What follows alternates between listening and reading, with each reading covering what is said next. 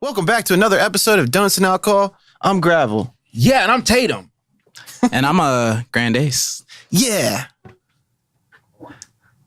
No, I don't like that.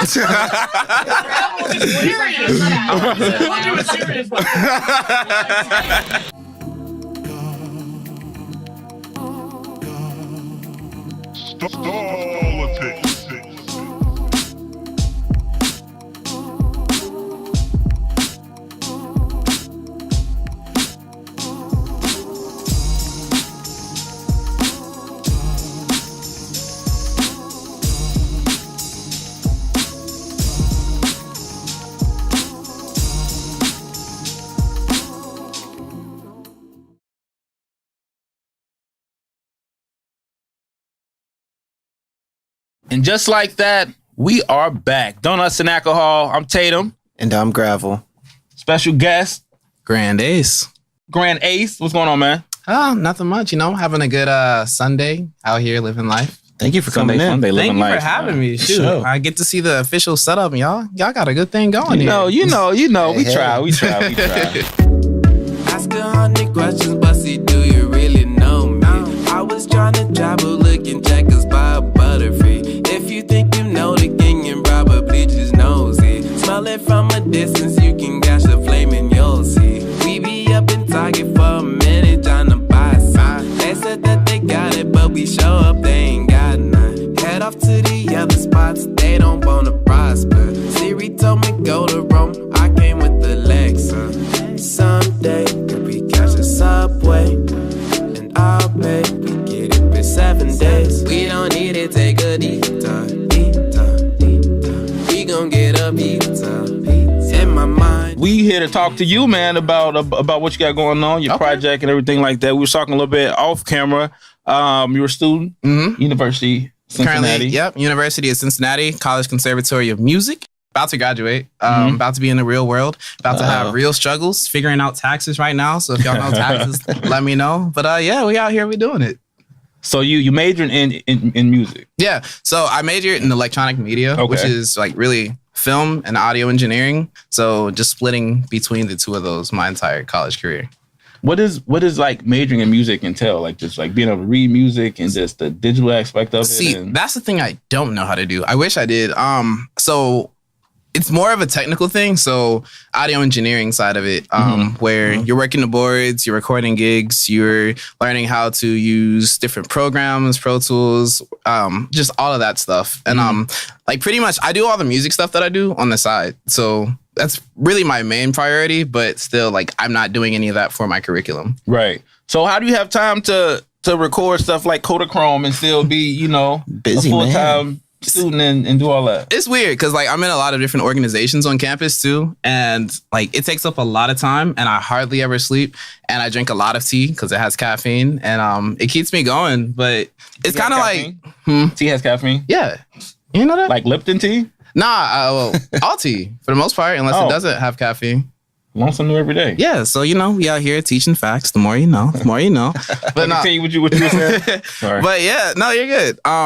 So yeah, it just keeps me really I'm super busy, but it's kind of like the way I set it up. I went to college. It's kind of like a 4-year cushion. Because one, I'm like the first male on like one of my sides of my family to go to college and graduate. But then on the other side, it's like I have 4 years. If we can get the music thing going really well and have a solid foundation, then that gives me something to work off of versus having to go figure out like something else in the workforce as soon as I graduate, like right out of school.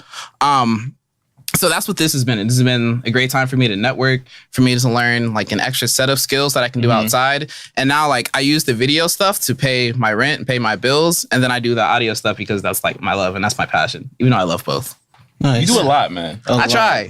Like I keep myself busy because it's kind of like I figured I could. As originally, I was gonna try to. I was studying applied physics and I wanted to go to Yale or at Yale or MIT and study applied physics. But then I thought about like, if I'm gonna have to work for the next 70 years of my life, I should probably do something that I actually enjoy. And I didn't want to work for somebody else like all my life because I don't know. I just feel like that wasn't a good model for me. Like it works for some people, but for me, I needed to do something else. So I was just like, I'm just gonna sacrifice sleep. We're gonna do what we want, but we're gonna be happy in the process and just figure it out. Yeah, you gotta want to be free. Exactly. That's what it's all about. Let's take them back before college. What kind of kid was Grandace? Were you always into music? Were you always into shooting videos? Let's see. Yeah, I was definitely. I'd say the one thing that's translated throughout all the years is I'm definitely like really talkative. I was that kid. Like I used to call myself an inventor, but I never actually invented anything. So like into existence. Like I'd be taking I just loved building things and constructing things, and I'd take like model cars and I'd stick a spring on it, and I'm like, Dad, I made a flying car. Like that was the original blueprint. I was like, we're gonna go to college, you're gonna make a flying car and everything. So that tells you anything about me. Like that's kind of like the definitive young me. And then as I got older, I really realized that I had a passion for film and for music, because my mom was a recording artist. I used to live out in California, in LA, and my mom would work with Sheldon Reynolds of Earth, Wind and Fire. Ooh. So she'd do writing and work on music out there, and I was living right there with her. So I'd be going to the studio with her at 3 a.m. and just being up all night. But mind you, I'm only 3, but I can still remember literally almost every day in California because it was just that impactful for me. Wow. And yeah, so I'd always wanted to learn an instrument, but money is tight and instruments are expensive. So I just been in choir all my life. And so music's always been there in my life, but I didn't get serious about it till junior year of high school when I started producing. And then I was like, oh, this is cool. And then I'm taking a little bit further.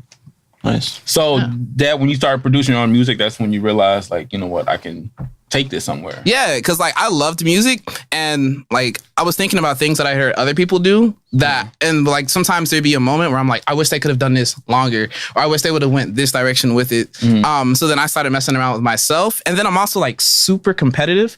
So I was like, everybody else, at least at the time that I was doing music at my school, I was like, everybody's terrible.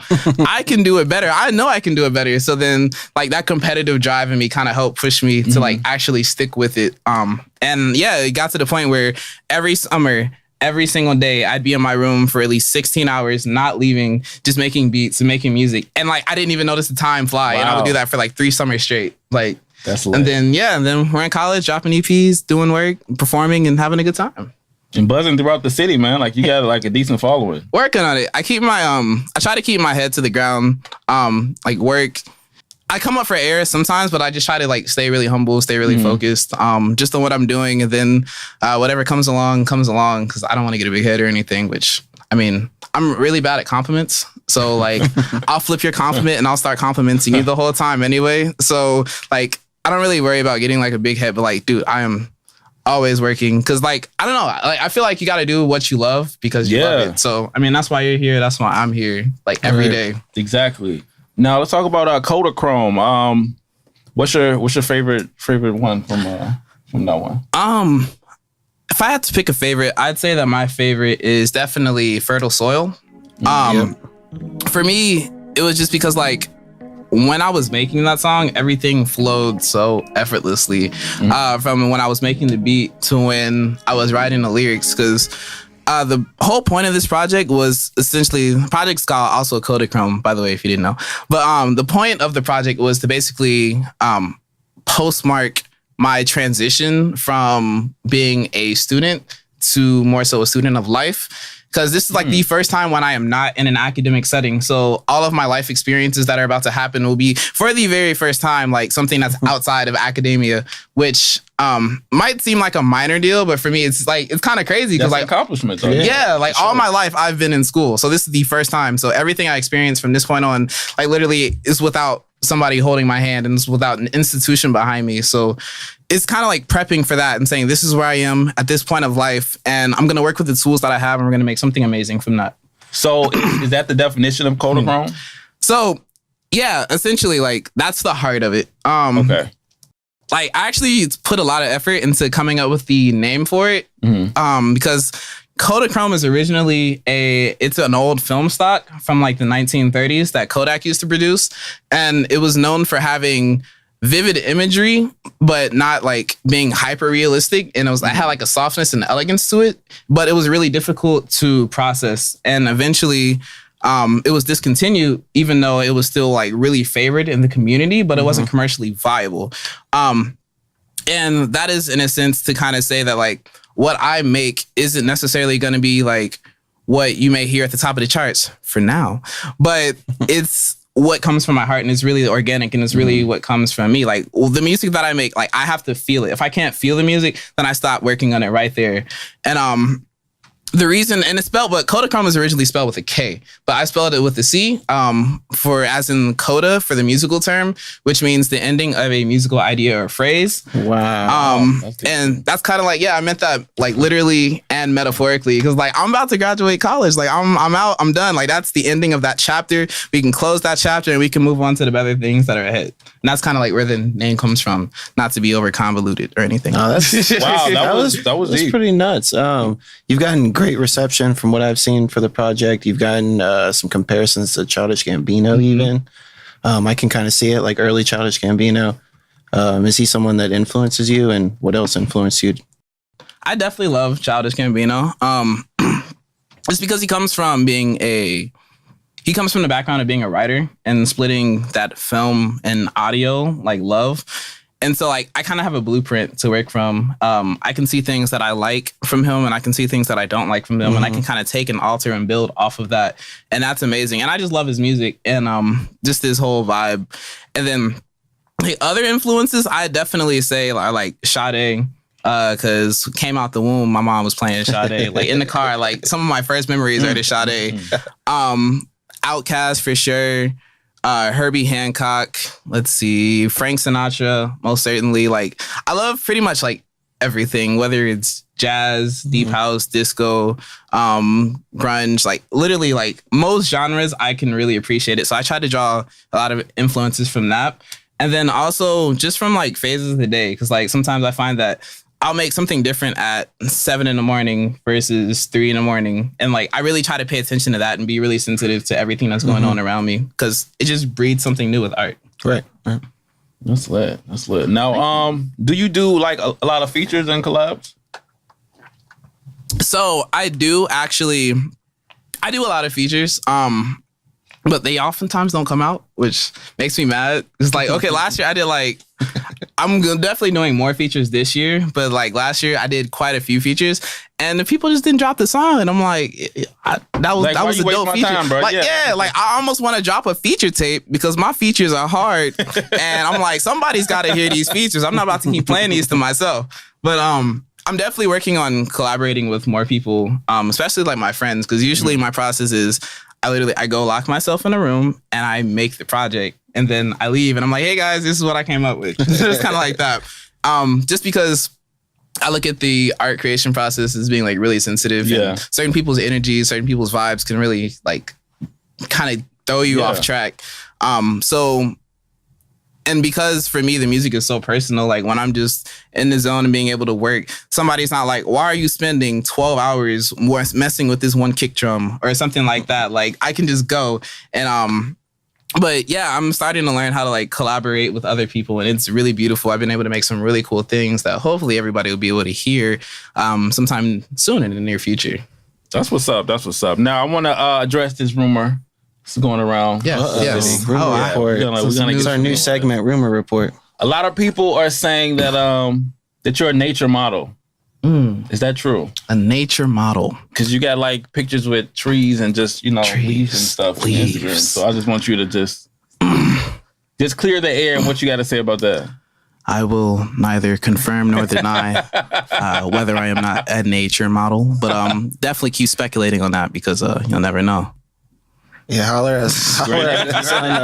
Definitely comment below on your thoughts on whether or not I am, because I want to see those conspiracy theories, please. Thank you. Next week, he'll be taking the picture and like hanging off the side. Don't you like to climb trees? Like that. And the name Grandace. Yes. One day I will figure out some deeper meaning behind Grandace, but basically when I was younger, I played a lot of video games, and for some reason I landed on Ace because it was like number 1, and I was like, I'm number 1, I'm the best, like you can't beat me. And to add that, I was like, well, there's a lot of aces out there, but I didn't want to be something that was like pretentious or something to say like I'm the best ace. And I was thinking like Grand, like it has that like that musk regal, yeah, to it. like, That regal. Yeah. So it was like a wizard or something. Exactly. So like, I try to be a wizard of the boards, a wizard of the words. So I was like Grandace. They just had a really good ring to it. And yeah, but one day I will figure out a deeper meaning for that, and I'm gonna come back to you, and we can just forget what I just said, and I'll give it a real deep meaning. And then Grand Council. Grand Council. Oh my God, I love the council. Yes. The Grand Council. The Grand Council is what my fan base decided to call themselves. We had an open poll on what they wanted to be called, and they took a vote, and out of everything that they heard, I think the shoelaces, that was a pending one. I'm glad that didn't stick. The shoelaces, I don't know. That's kind of hard. That's shoelaces. Like it's kind of just like, where did that come from? Like I want to be a member of the shoelaces. Like what is that?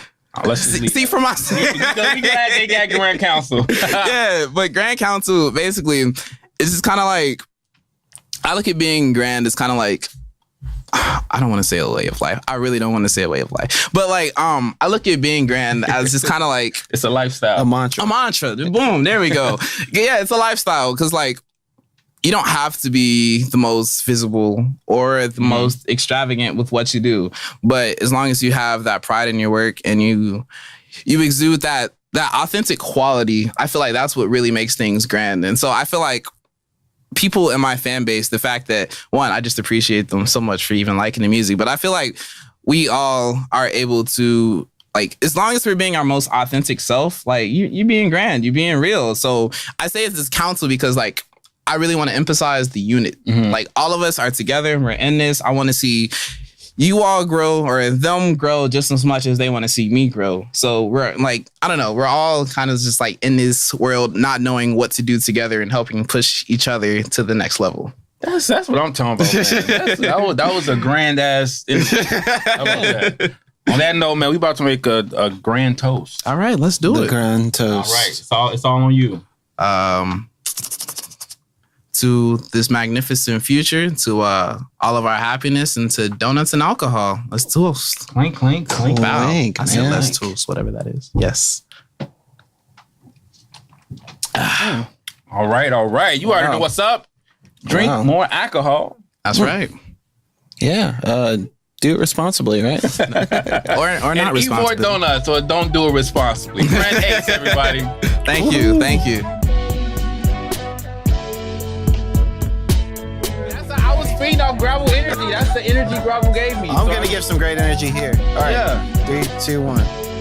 Hey guys. Back in the That was not good energy. Not good. All right. That's embarrassing. You gonna kick them off, Tatum? Okay, yeah. Do it British if you have to. Good evening, this is Donuts and Alcohol. My name is Tatum. And I'm Gravel. That was not what I was going.